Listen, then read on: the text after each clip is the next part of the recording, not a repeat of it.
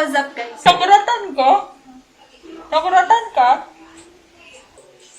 What's up guys? Welcome to Teamyayabz, and right now I'm bleaching my husband's hair.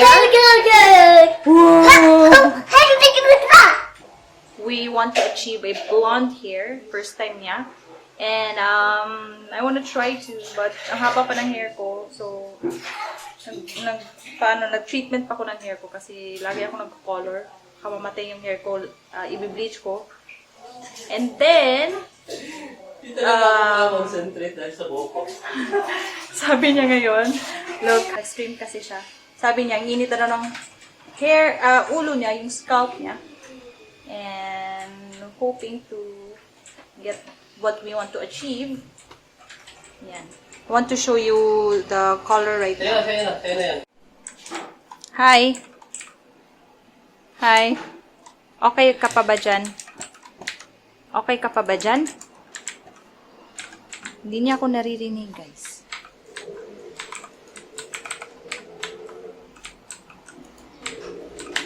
Guys, don't forget to follow, like, and share Dududart. D-U-D-U-D-A-R-T. Yan.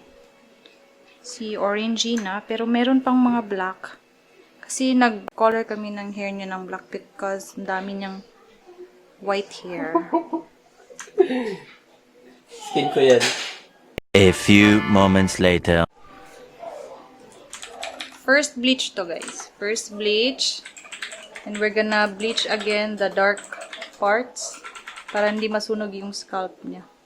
Okay, are you ready, Yayabz? Okay. Wow.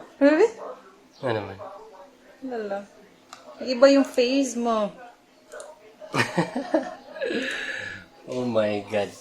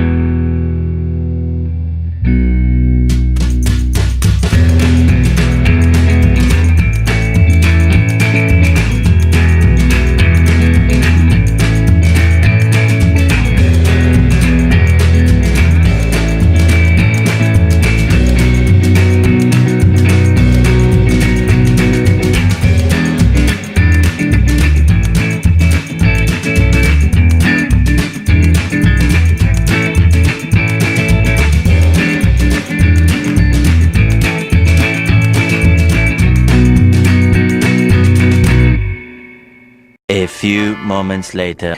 Gusto ko na matapos to. Bleach pa lang yan. That's still bleach. Ilang minutes ba to? Mga 30 to 40 minutes. What? Update! Yellowish na siya, guys. Pero meron pa rin part na dark brown. Ayaw niya magpatalo, guys. Yung bleach. Ayaw niya mag-light. Ayaw niya mag-light, oh. Ayan, guys. The update. Time check is 6 p.m. in the evening. And, we bleached his hair twice para mawala yung mga black hair niya. And, pagod ako, guys. I'm tired. Tapos na mag-bleach. Ang kapoy na, guys. Ang kapoy na talaga. Update, guys. Today is Sunday, July 12. Third bleach na to. Yan. How are you? I want to scratch it. Yan. Kita ba? Yan guys, after shampoo, ito na yung color niya. Third bleach siya. Ooh. Mas maganda pa yung mas maputi. Di na kasi kaya niya guys. Itchy na daw talaga. Kaya nag-wash na lang kami. Wash namin na lang. It's okay. Kaysa ano na yung scalp niya and yung hair. Healthy pa man yung hair niya. Oh. Still healthy. Whoop, whoop, whoop, whoop, whoop, whoop, whoop, whoop. 3 days later.